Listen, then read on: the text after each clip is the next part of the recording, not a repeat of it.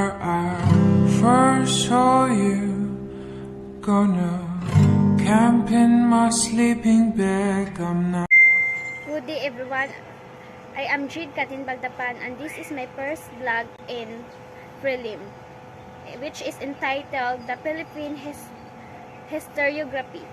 An introduction to the Philippine historiography is more about the past event in what, where, when, and how, and why it happens. This is some question that we should think. When by reading this introduction to Philippine historiography, I have known that individuals who write history are called historian. Ang mga manunulat na tinatawag ang mga manunulat ay tinatawag silang mga historian noong unang panahon at hanggang ngayon. And also, I have known that individuals who write history are called historian. Tinatawag silang historian.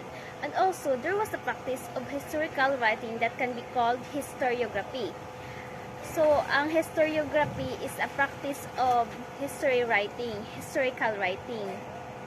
By reading this, I know that there was many traditional method in writing a history. Daghan jud kayo mga nagkadaiya-iya silang ginagamit ng mga traditional method, which is this history must focus on research, and there was also two sources, which is primary and secondary. When we see primary, it is about documentary, and the second source is oral video. Na hangtod karon mao gihapon ni ang atong ginagamit sa pagkandak nato og mga studies, which is kandak nato research. Halimbawa kanang magsigitag pangutana sila sa una, naga-interview lang sila, while kita karon nagagamit na tag mga gadget, which is kanang very daghan nindot na kay mga technology karon kumpara sa una. So, while sila sa una nag-documentation lang while doing it in piece to piece. An introduction to the Philippine historiography is about what people use in research. Like for example, they use audiovisual. Sa garan nagagamit sila mga audiovisual, which is aside of this is the documentation. Sama sa kong gingang ganina na nalaga-documentation lang yun sila, which is kanang gina-interview nila ang tao sa particularly kanang mga artista, kanang kuan sa mga nahitabo. Halimbawa kanang mag-interview sila tao nya. Kita karon kay nagagamit na tao kanang mga survey. Halimbawa sa kung gibuhat sa kanang sa among math na topic, which is kanang akong topic is kuan, what people lead to commit a crime, what factors lead people to commit a crime. So ang akong gigamit ana is naghimo ko og survey through my gadget. Gamit lang akong gadget. While sila sa una is nagagamit pa dyan sila og mga documentation, oral video, or interview sa mga tao. Halimbawang ako kay nara ko sa balay, di naka-interview na ko sa uban, na nakoy mga updates sa ilaha. We can see in this time that most of media people was use oral and video accounts. Like for example, in TV news, the way they interview to people is they use oral video, which is they use direct question to the participant, and I can see that until now, video and audio are very useful. Until now, kaning audio o video kay ginagamit gihapon nato. Especially to me as a student. And by reading this article, I have understand that this is very useful as a student like me. That's all, thank you. Because I have learned a lot.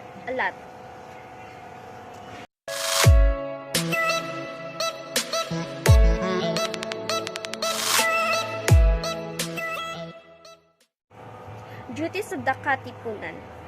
First, the Decalogue of the duties of the son of the people. As I understand what's written in Decalogue, it's more about religious and more about our country.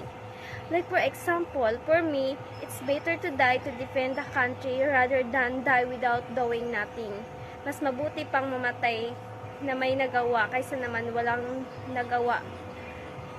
Kaysa naman namatay ka nang walang ginagawa para sa ating country or para sa ating lipunan. And the better example of this is Dr. Jose Rizal.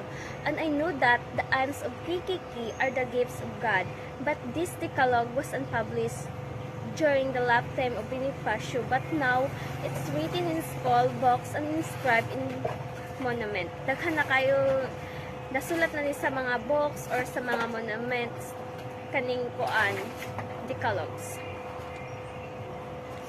And the format which Bonifacio set out, the duties of KKK was derived from the Old Testament. Gikan pa di siya sa Old Testament.